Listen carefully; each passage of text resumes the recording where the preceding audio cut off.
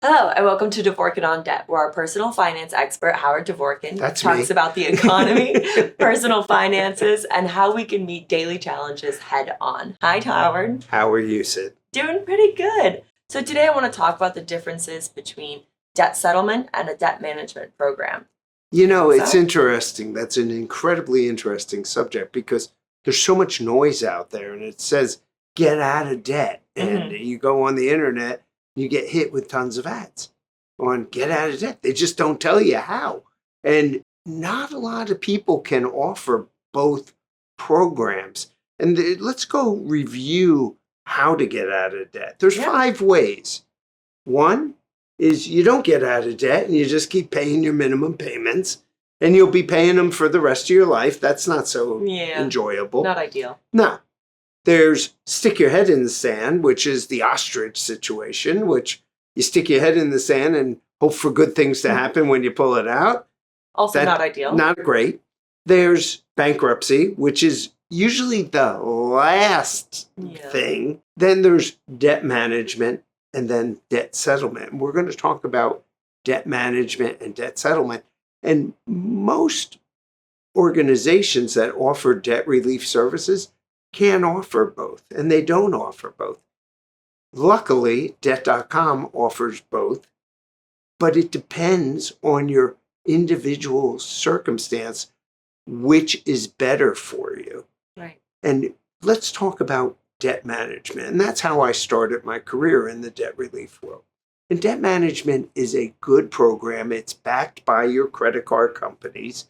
And essentially, the organization goes to your creditors and represents you to those creditors and say, hey, this person has a tough time. They want to do the right thing. They want to pay their bills. Will you lower your payments for them by 30 to 50%? And will you reduce or even eliminate the interest that they're paying so they can get out of debt in 3 to 4 years? And usually it's a negotiation that happens. And that's an excellent opportunity for somebody to get out of debt with as little damage to their credit rating as possible. Okay. That's a great thing, but it's not right for everybody. Right. Because the payment could be higher on a monthly basis than what is deemed debt settlement. Debt settlement, you're paying about 50% of what you owe, which sounds great. Yeah. Yeah. But included in that 50%, you got to tack on some fees for the debt relief company. So that's usually around 20 to 25%. So you're still saving money, but not that much as what's maybe advertised. The other thing is it wreaks havoc on your credit history. And essentially, you got to be careful because you may end up getting sued. And the good debt settlement companies usually have the ability to work with your creditors so you don't get sued, but it does happen quite often. And there's programs out there that represent you in case you do get sued. Okay, so what would be the pros and cons, quick pros and cons of each? With regards to a debt management plan, you're going to pay a lower interest rate, but you're paying 100% of what you owe that creditor, but at a lower interest rate, maybe 8%, maybe nothing. Every creditor is different. Your credit pretty much remains intact and actually improves over time because when you go into a debt management program, you have a lot of debt. And that, more than anything, impacts your credit rating or your credit score. When you come out, you have no debt. So your credit score is naturally going to increase. Okay.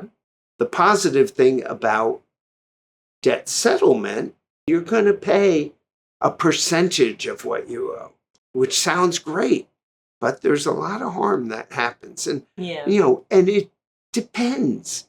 Everything depends on your particular situation, your age, how much you care about your credit, what you think you're going to do in the future, your financial situation at the time, and your future financial situation once you are out of debt. So you got to look at all the aspects. of the opportunities and then analyze them to make sure that you're picking the best plan for you. Or you can come to Debt.com and we'll do it for you. That's always a benefit. So now I want to play a little game with you. I like games. Me too. So I'm going to give to you 3 people who are in different situations, and whether or not you're going to tell me if it's a debt management program that best fits them or a debt settlement program that best fits them. Are you ready? Okay. First off, we have Taylor. Taylor's 26 and just starting out. He's an IT support technician and makes $50,000 annually. He has $8,000 in credit card debt, $5,000 left on an unsecured personal loan. His interest rates are in the mid-20s and is struggling to keep up with his minimum payments after moving to a more expensive city. His credit score is fair but slipping. What should Taylor do? Debt management or debt settlement? Debt management.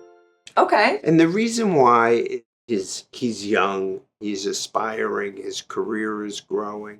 He doesn't need the damage on his credit report, which employers tend to check credit reports. And if they see that you're not so good with your money, maybe that may be a reason not to hire you. The other thing is, he doesn't owe that much. It sounds like he owes a few bucks, but he can knock that out in 3 to 4 years versus the 15 years if he does the minimum payment game. So I would say debt management 100%. So next up, we have the Rodriguez family. Now, the Rodriguez family has 2 kids and a mortgage. Between them, they owe about $60,000 in credit card debt and personal loans with an interest rate that range between 9% for the loan and the low 20s for the credit cards. Their family's household income is about $92,000. They're juggling minimum payments, but a recent medical emergency drained their savings. They want to avoid bankruptcy if possible and protect their home. What should the Rodriguezes do? Debt management or debt settlement? Debt settlement, because they owe a lot of money. And unless they're prepared to pay that money off doing minimum payments for the next 100 years, and that's not an exaggeration if you do the math, they have to go to debt settlement. They have entirely too much. Last but not least, we have Frank. Frank is a recent retiree and has $6,500 a month coming in from Social Security and a small pension. He has $25,000 in credit card debt from helping his grandkids with college costs. He's falling behind in payments and is worried about his fixed income disappearing faster than expected. What should Frank do? Debt management or debt settlement? When I see retirees coming in, and that we see quite a few these days, because a lot of people thought that they were going to be able to survive off of Social Security, and that's just not a reality. And they're retiring with debt, which is something we never saw 20 years ago. It's making it hard with the escalation of prices that we've seen over the last half a dozen years. It's getting more expensive for retirees to retire and live a comfortable lifestyle. You see, Sydney, debt management is a great system, because what happens is when you go and you're making monthly payments on a credit card, 75% of your monthly payment typically goes towards interest, and you're not getting anywhere. And that's why it takes you so long to get out of debt. Whereas in our plan, our debt management plan, we turn that on its head, where 75% of your payments goes towards principal, reducing your principal. So it's a big difference when you flip that on its head. I personally would, if Frank was sitting in front of me, I would say, Frank, do debt management. You don't owe a tremendous amount of money. And I think this is the easier thing. And if Frank had a lot more debt, maybe my opinion would change, but it depends. Okay, awesome. Well, that was fun. So that's all for this week's episode. As always, visit Debt.com for our free advice and tools, and we'll see you back next week.